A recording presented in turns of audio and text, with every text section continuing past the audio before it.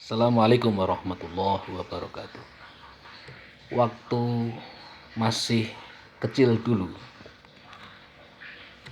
Ana tatkala bercermin, Ana terheran-heran. Ana orang Jawa, tetapi kenapa muka Ana mirip-mirip orang Irak? Ana tidak bercanda itu.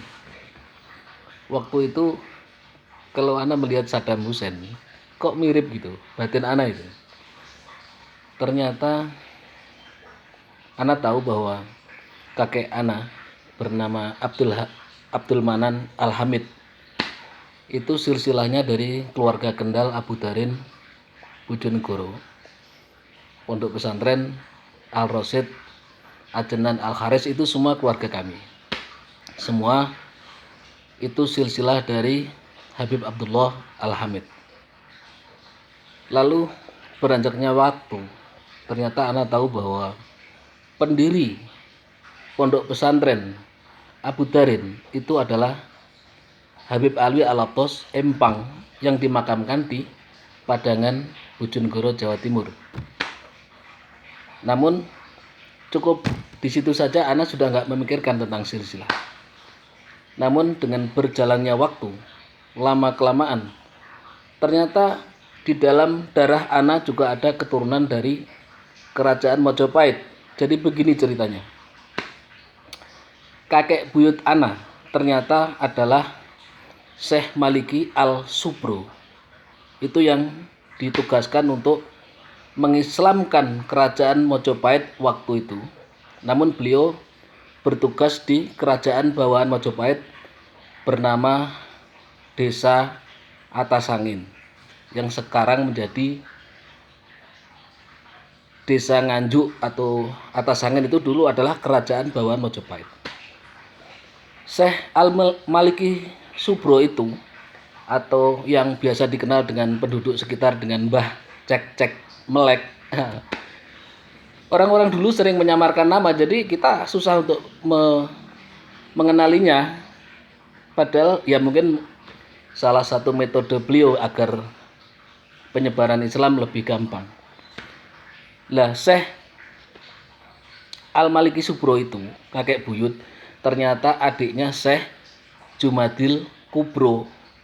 Kalau Syekh Jumadil Kubro itu bertugas langsung menyebarkan Islam ke kerajaan Mojopahit yang berada di Trowulan. Syekh Jumadil Kubro, makam aslinya beliau dimakamkan di Trowulan, Kabupaten Mojokerto. Fahim tum?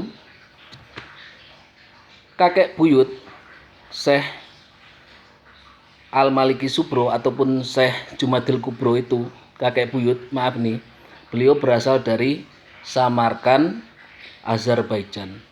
Faham? Menikah dengan nenek buyut orang Jawa bernama Siti Asyah. Ana cuma tahunya dulu Siti Asyah, putrinya Mbah Haji Abdul Manan. Ternyata beliau juga keturunan dari Habib Abdullah Al-Hamid yang mendirikan Pondok Pesantren Abu Darin. Fahim tum?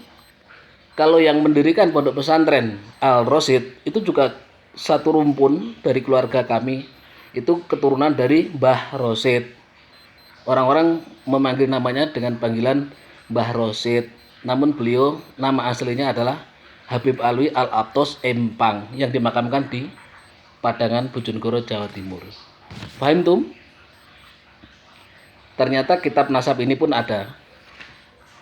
Ana juga tahu keberadaannya di mana. Yang jelas ini bukan bualan.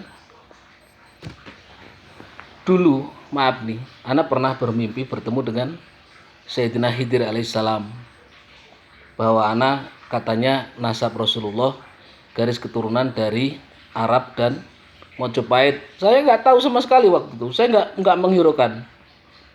Batin saya bodoh amat. Ana nggak memikirkan tentang mau silsilah kayak mau nasab atau apalah, peduli sebuah nama batin saya, karena pemahaman saya hanyalah inna akramakum indallahi atqakum.